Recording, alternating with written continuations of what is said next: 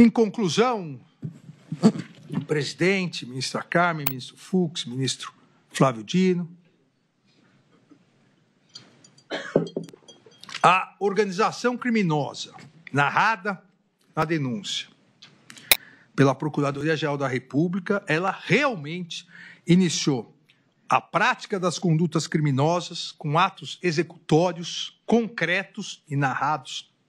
anteriormente em meados de julho de 2021 e permaneceu atuante até o dia 8 de janeiro de 2023, tendo sido composta, em sua maioria, por integrantes do governo federal da época e por militares das Forças Armadas, e teve o claro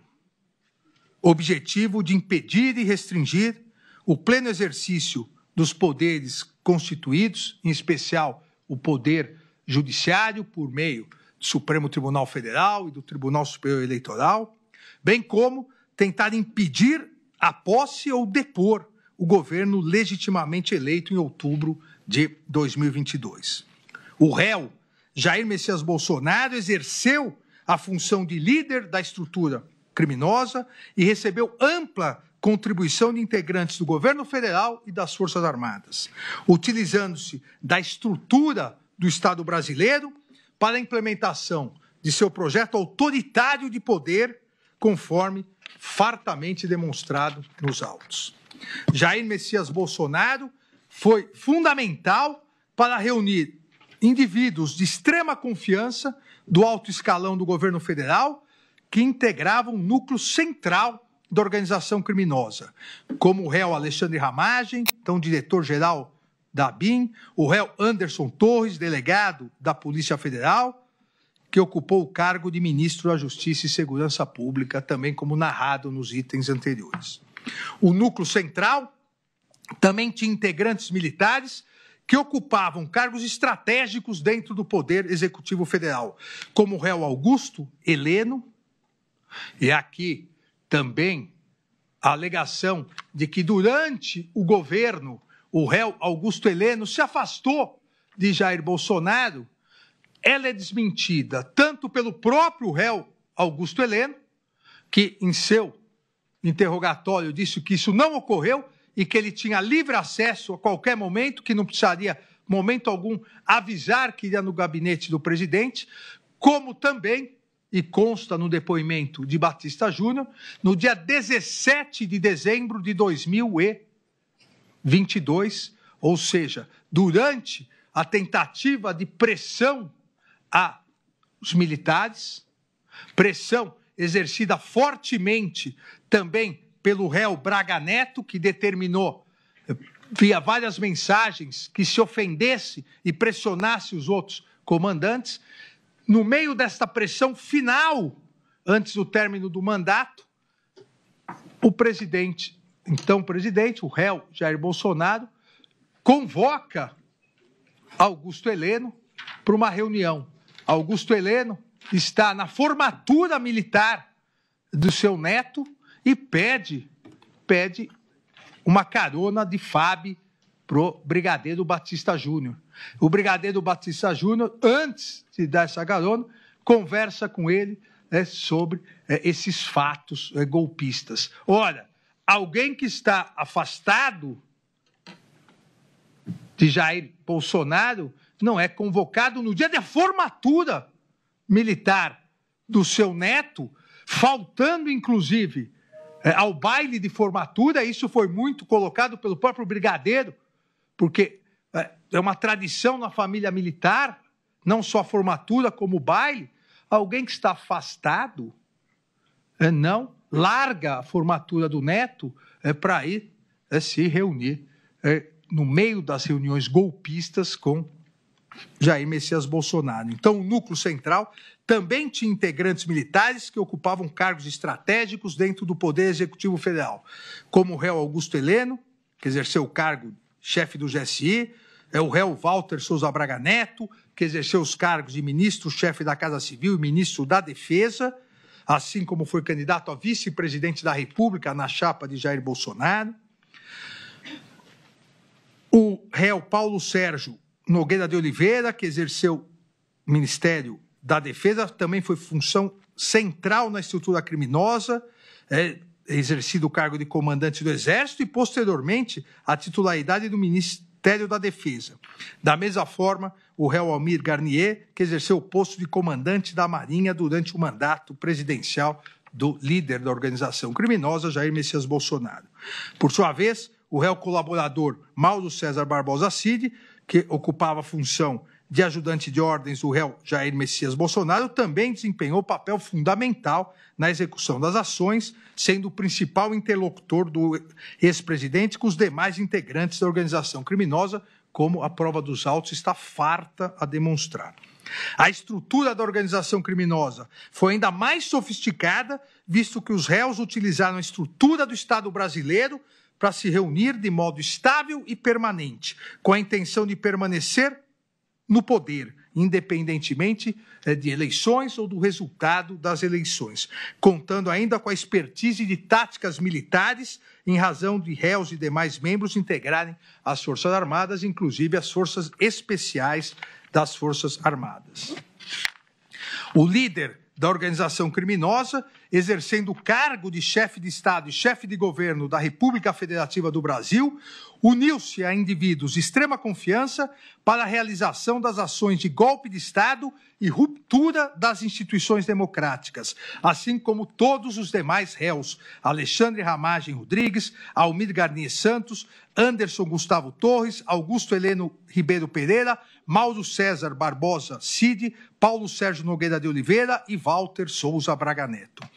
A estratégia do grupo criminoso consistiu na divisão de tarefas e na prática de uma sequência de atos executórios com o claro objetivo de abolir o Estado Democrático de Direito e também impedir ou depor o governo legitimamente eleito ou constituído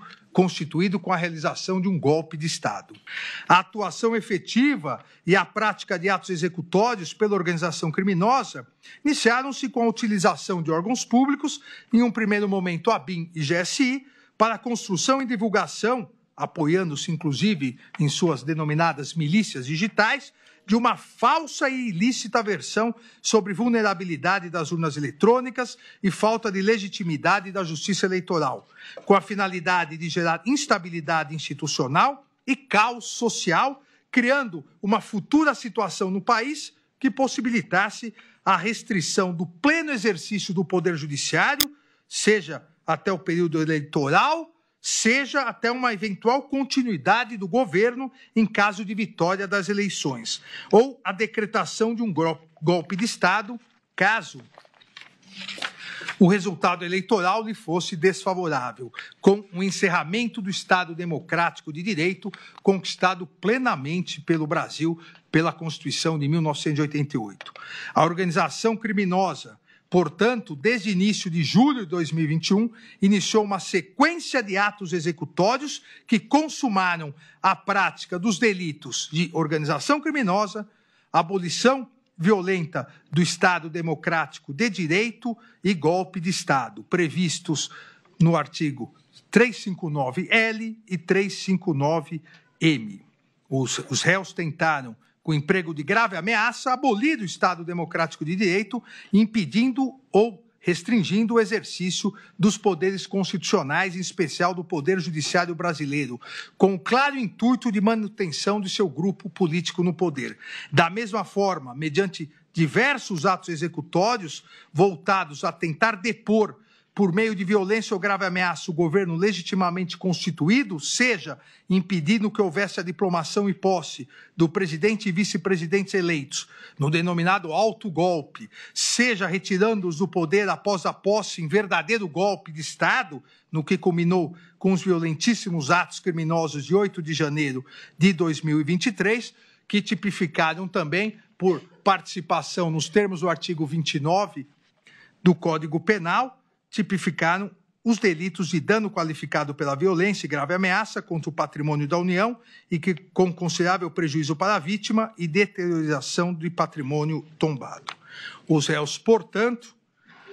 praticaram todas as infrações penais imputadas pela Procuradoria-Geral da República em concurso de agentes e em concurso material.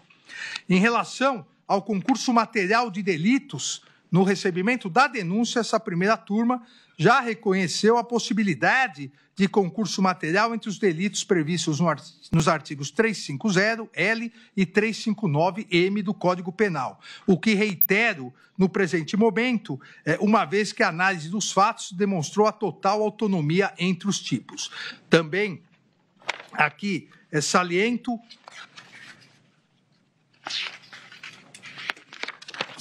que o plenário do Supremo Tribunal Federal por 8 votos a 3 e a turma a primeira turma por inicialmente 5 votos a 0, posteriormente com a divergência do eminente ministro Luiz Fux por 4 votos a 1, já decidiu mais de 600 casos reconhecendo concurso material de delitos entre o artigo 359-L e o 359-M. A figura típica do artigo 359-L, denominada abolição violenta do Estado Democrático, prevê tentar, com emprego de violência ou grave ameaça, abolir o Estado Democrático de Direito, impedindo ou restringindo o exercício dos poderes constitucionais. Esse artigo criminaliza a tentativa de abolir o próprio Estado Democrático de Direito por meio de restrição aos exercícios dos poderes constitucionais. Os 3 poderes são tutelados pela norma jurídica. Ao criminalizar a conduta de restringir o exercício dos poderes constitucionais, o artigo 359-L permite, como no caso em questão, que o chefe do Executivo, no exercício do seu mandato, pratique diversas condutas criminosas por meio de grave ameaça ou violência para impedir ou restringir o pleno exercício do Poder Judiciário, como poderia ser também em relação ao Poder Legislativo. Essas condutas configuram a tentativa de abolição do Estado Democrático de Direito pelo presidente da República legitimamente eleito, sem que houvesse qualquer golpe de Estado, inclusive porque, nessa hipótese, a proteção legal estaria destinada, no caso concreto, ao Poder Judiciário, mas também poderia ser ao Poder Legislativo. Diferentemente, no tipo penal descrito no artigo 359-M, tentar depor, por meio de violência ou grave ameaça, o governo legitimamente constituído, a objetividade jurídica é a proteção do governo legitimamente constituído. Ou seja, a norma jurídica pretende proteger o Poder Executivo, o governo eleito democraticamente pelo povo, pretende proteger contra roubos ditatoriais, inclusive por meio de intervenções militares. São tipos penais diversos, como atesta toda a doutrina. Na presente ação penal, a Procuradoria-Geral da República imputa tipos penais que tutelam bens jurídicos distintos, com absoluta independência típica, cujas condutas dos agentes narradas detalhadamente foram de forma autônoma, ofendendo cada bem jurídico tutelado pelo ordenamento jurídico, e foram praticados em momentos distintos por meio de diversas condutas com desígnios autônomos, impedindo, portanto, a aplicação da consunção ou absorção. A consunção, ou o princípio da absorção, ou regra da absorção, aplica-se quando há unidade de desígnio, de forma que o agir do agente se dirige exclusivamente à obtenção de um único resultado criminoso. Nessa hipótese, o crime meio, de função subordinada, é absorvido pelo crime fim, por não possuir autonomia lesiva nem representar nova violação a bem jurídico, que é exatamente o que não ocorreu na presente hipótese. Na presente hipótese, inaplicável absorção, pois as previsões legais dos artigos 359-L e 359-M tutelam bens jurídicos distintos, têm independência típica e a imputação fática aponta ofensa a cada um dos bens jurídicos tutelados. A título, ministra Carmen, exemplificativo, hipoteticamente, para que fique bem claro a diferença e a autonomia desses crimes, hipoteticamente, se fosse possível retroagir a aplicação da atual lei penal, hipoteticamente, por óbvio, poderíamos demonstrar a diferenciação muito clara da tipificação de diversas condutas antidemocráticas ocorridas na história do Brasil e que, lamentavelmente, nunca foram punidas e, por isso, uma continuidade de tentativas incessantes de golpes de Estado. Mas se pegarmos, eu peguei três casos, se pegássemos, poderíamos entender bem os delitos, que um delito 359L representa uma ofensa a bem jurídico e o 359M outra. A noite da agonia ocorrida no Rio de Janeiro, na madrugada de 12 de novembro de 1823, seria tipificada como crime do artigo 359L, abolição violenta do Estado Democrático de Direito, pois, por determinação do imperador Dom Pedro I, o exército invadiu o plenário da Assembleia Constituinte, prendeu vários deputados, inclusive José Bonifácio de Andrade Silva e seus irmãos, que posteriormente foram deportados. A finalidade foi dissolver a Constituinte para que o imperador pudesse redigir uma nova Constituição, outorgada em 25 de março de 1824, que o fortalecesse. Dessa forma, mediante violência, a abolição foi contra o exercício do poder legislativo. A minuta do golpe visava tentar abolir o Tribunal Superior Eleitoral, a Justiça Eleitoral, órgão do Poder Judiciário, substituindo por uma comissão composta por um grupo político. Claramente, aqui, assim como na noite da agonia, é o 359L. Se nós formos para o golpe de 30, que alguns chamam de Revolução de 1930, seria tipificado no 359M, aqui sim golpe de Estado, pois constituiu um movimento armado liderado pelo Rio Grande do Sul, Minas Gerais, Paraíba, que depois o governo legitimamente constituído por Washington Luiz, em 24 de outubro de 1930, impedindo a posse do presidente eleito Júlio Prestes, encerrando a denominada República Velha e colocou no poder Getúlio Vargas. Aqui o golpe de Estado. Ministro Alexandre, e em 32 foi o quê? Uma revolução? 32 foi a Revolução Constitucionalista, onde o Estado de São Paulo, farto dos abusos antidemocráticos do golpe de 30, conseguiu a promulgação da Constituição de 1934. E lá em São Paulo nós temos o MMDC, os 4 heróicos estudantes paulistas. E o feriado de 9 de julho, certo. Aqui, uma observação. Na história do Brasil, o único presidente da República eleito pelo voto que foi impedido de tomar posse foi Júlio Prestes. Os demais caíram em golpe. Ou seja, aqui é um golpe de Estado, um golpe que acaba com o final do mandato e impede o início de um outro mandato. Tanto no primeiro caso, Noite da Agonia, quanto no segundo caso, Revolução de 30, obviamente, por terem sido consumados, jamais qualquer pessoa foi responsabilizada. Evidentemente, exatamente por isso, os tipos penais têm a elementar, como eu já disse, tentar. Ninguém irá responsabilizar, até porque constitucionalmente é irresponsável, o imperador Dom Pedro I, que atentou contra o Estado de Direito e permaneceu no poder. Nem responsabilizar Getúlio Vargas, que tomou o poder. Então, aqui se exige a tentativa, não se exigindo a consumação, seja da abolição do Estado de Direito, seja do golpe de Estado, porque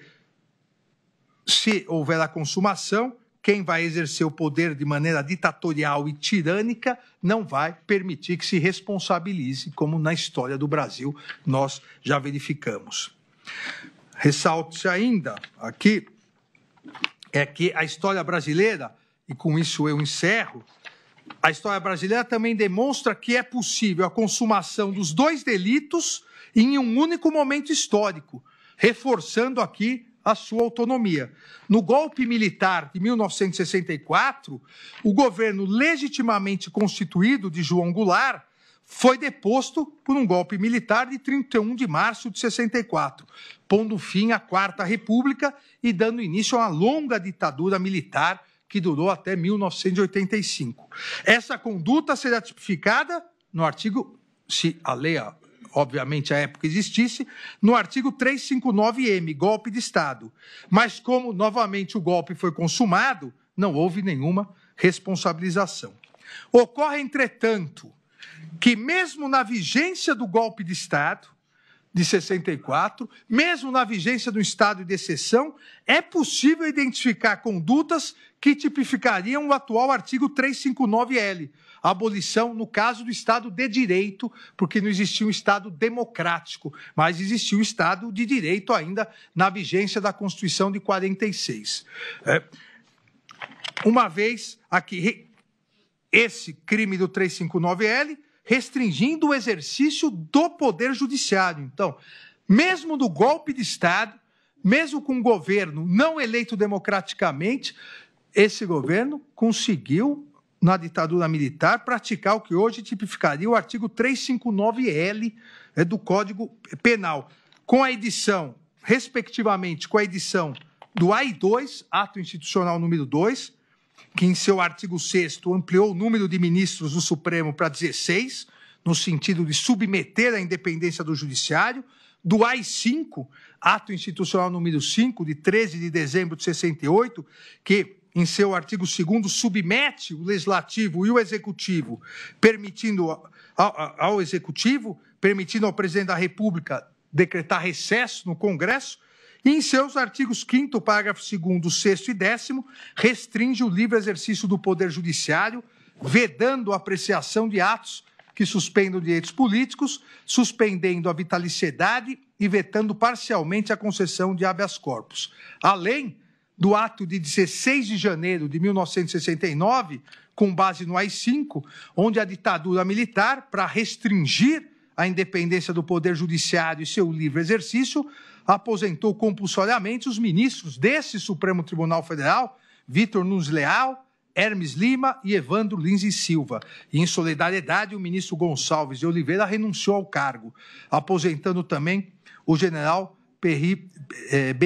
Bevilacqua do STM. Vejam, nem democracia era um Estado de Direito, mas as condutas típicas, elas configurariam hoje a abolição do Estado de Direito, porque impediam o livre exercício do Judiciário e do Legislativo. São crimes autônomos cujas condutas, descritas longamente, demonstram a possibilidade de concurso material. Diante de todo exposto, voto no sentido da procedência total da ação penal para condenar os réus Almir Garnier Santos, Anderson Gustavo Torres, Augusto Heleno Ribeiro Pereira, Mauro César Barbosa Cid, Paulo Sérgio Nogueira de Oliveira e Walter Souza Braga Neto pela prática das condutas de organização criminosa armada, tentativa de abolição violenta do Estado Democrático de Direito, golpe de Estado, dano qualificado pela violência e grave ameaça contra o patrimônio da União e com considerável prejuízo para a vítima e deterioração do patrimônio tombado, observadas as regras de concurso de pessoas e concurso material. Em relação a Jair Messias Bolsonaro, pelas mesmas infrações já descritas e a imputação específica de liderar a organização criminosa. E condena o réu Alexandre Rodrigues Ramagem pela prática das condutas de organização criminosa armada, tentativa de abolição violenta no Estado Democrático de Direito e golpe de Estado, deixando de analisar as condutas cuja ação penal foi suspensa pela resolução número 18, 2025 da Câmara dos Deputados. É o voto, senhor presidente. SBT News, o maior canal de notícias do YouTube.